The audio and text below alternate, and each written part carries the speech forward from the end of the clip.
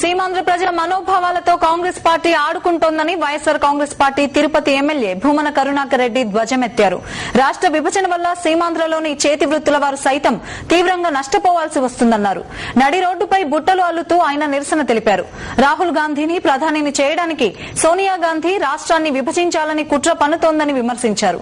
YS Jaganmohan Reddy ప్రభంజనాన్ని అడ్డుకోవడానికి చంద్రబాబు నాయుడు సోనియాకి సహకరించారని కరుణాకర్ రెడ్డి మండిపడ్డారు.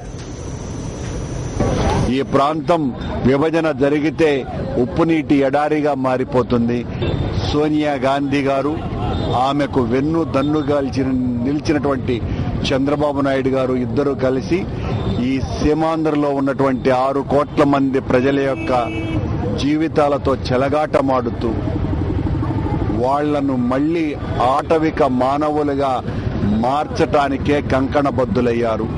ఒకరేమో తమ కుమారుడు ప్రధాని చేయాలా అన్నటువంటి తహతహ సోనియా గాంధీకి, మరొకరికేమో జగన్ని జైల్లోనే ఉంచాలి, జగన్ రాజకీయ ప్రాబల్యాన్ని అడ్డుకోవాలనేటువంటి ఆరాటం మరొకటికి, వారి ఆతృత ఈయన ఆరాటము, ఈ రెండు కలిపి 6 కోట్ల మంది సీమాంధ్ర ప్రజల యొక్క గుండెల కోతగా మారిపోయింది.